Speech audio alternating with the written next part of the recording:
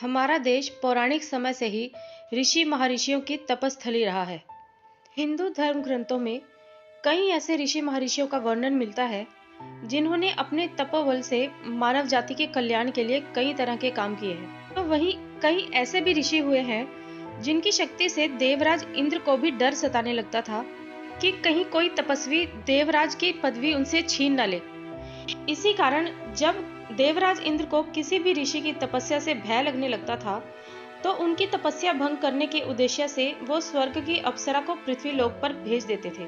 ऋषि अप्सरा के रूप और यौवन को देखकर मोहित हो जाते थे। इस कहानी में एक ऐसे ही ऋषि की कथा बताने जा रहे हैं जिन्होंने करीब 1000 वर्षों तक एक अप्सरा के साथ भोग विलास किया। तो आइए जानते हैं ऋषि कंडू के 907 साल संभोग करने का रहस्य। पौराणिक काल में एक महान ऋषि कंडू हुआ करते थे जिनका आश्रम गोमती नदी के किनारे पर था। एक बार की बात है, ऋषि कंडू ने घोर तपस्या करना शुरू कर दिया। वो तपस्या में इतने लीन हो गए कि उन्हें किसी भी चीज का आभास नहीं होता था। इस तरह ऋषि को तपस्या में लीन देखकर देवराज इंद्र हमेशा की तरह घबरा गए। उन्हें यह डर सताने लगा कि कहीं ऋषि कंडू उनका स्वर्ग का सिंहासन न छीन ले।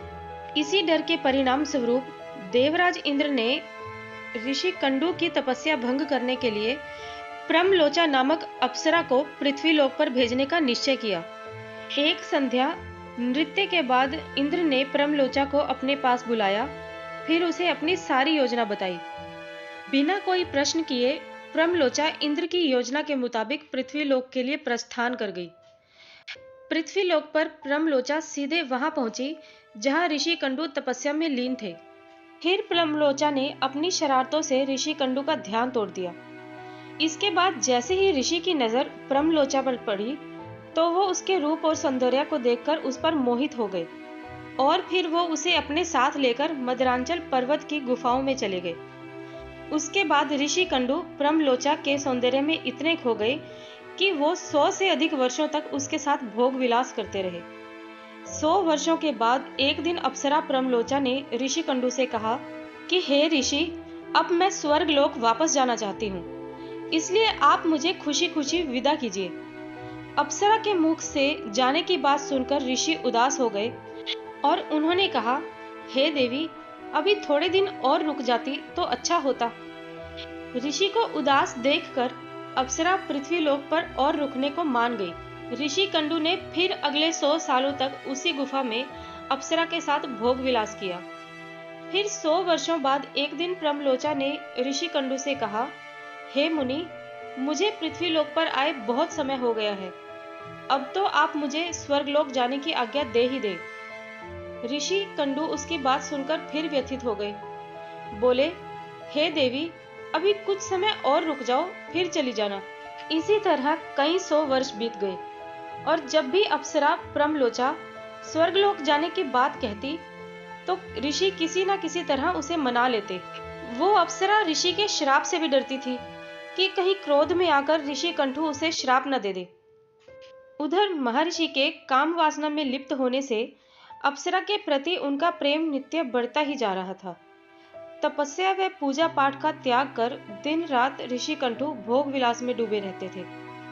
एक दिन की बात है, ऋषि कंठू बड़ी तेजी से अपनी कुटिया से बाहर निकल रहे थे। तभी प्रमलोचा उनके पास आई और पूछने लगी, हे मुनि, आप कहाँ जा रहे हैं? तब ऋषि कंडू ने कहा कि हे भद्रे, दिन अस्त हो चुका है, इसलिए मैं संध्या उपासना के लिए जा रहा हूँ। यदि मैंने ऐसा नहीं किया तो मेरा धर्म नष्ट हो जाएगा। यह सुनकर प्रमलोचा मुस्कुराए बिना नहीं रह सकी और बोली, हे सब वेदों के ज्ञाता, इतने वर्षों में क्या आज पहली बार सूर्यास्त हुआ है? जो यदि आप संध्या वंदन नहीं करेंगे तो आपका धर्म नष्ट हो जाएगा। मैं तो आपसे जब से मिली हूँ तब से तो आपने कभी संध्या वंदन नहीं किया। इस प्रकार के वचन सुनकर ऋषि कंडू बोले, हे भद्रे, नदी के इस सुंदर तट पर आज सवेरे ही तो तुम आई हो। मुझे भली भांति स्मरण है, मैंने आज ही तुमको अपने आश्रम में प्रवेश दिया था। अतः अब दिन के समाप्त होने पर संध्या काल हुआ है। मुझे तो लगता है कि तुम मेरा उपहास कर रही हो। तब प्रमलोचा ने ऋषि से कहा कि हे ब्राह्मण श्रेष्ठ, आपका कथन सत्य है कि मैं आपके आश्रम में सवेरे ही आई हूँ, परंतु आज नहीं। जिस सुबह मैं आई थी उस समय को तो कई सौ वर्ष बीत चुके हैं। यह सुनकर कंडू घबरा गए और बोले, हे सुंदरी, मुझे सही सही बताओ, मुझे तेरे साथ रमण करते हुए कितना समय बीत चुका है।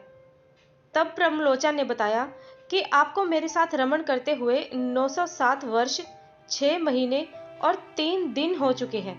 यह सुनकर ऋषि कंडू हैरान हो गए और बोले, हे प्रिय, क्या तुम सत्य कह रही हो या फिर मेरे साथ कोई मजाक कर रही हो? मुझे तो ऐसा प्रतीत होता है कि मैं तुम्हारे साथ एक दिन ही रहा हूं। तब ब्रह्मलोचा बोली कि हे ब्राह्मण, मैं आपसे झूठ कैसे बोल सकती हूँ, वो भी उस समय जब आप अपने धर्म मार्ग का अनुसरण करने के लिए तत्पर होकर मुझसे पूछ रहे हो। मैं यहाँ किसी के कहने से आई हूँ। ऋषि, आप क्रोधित ना हो, मैं आपको सारी घटना सत्य बताती हूँ। परंतु हे ऋषि, मेरा इसमें कोई दोष नहीं, इसलिए मुझे क्षमा कर दीजिएगा। तब ऋषि कंडू ने कहा कि जल्दी बताओ, तुम्हें यहाँ किसने भेजा?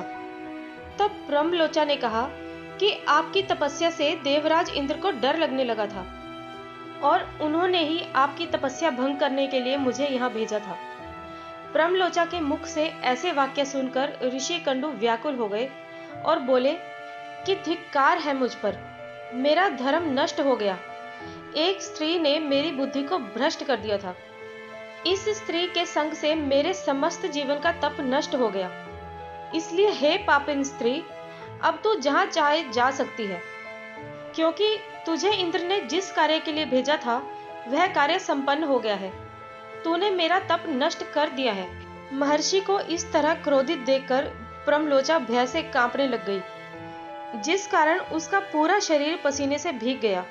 उस समय ऋषि ने जो गर्भ ब्रह्मलोचा में स्थापित किया था वह भी अप्सरा के रोम छिद्रों से निकलकर पसीने के रूप में उसके शरीर से बाहर आ गया।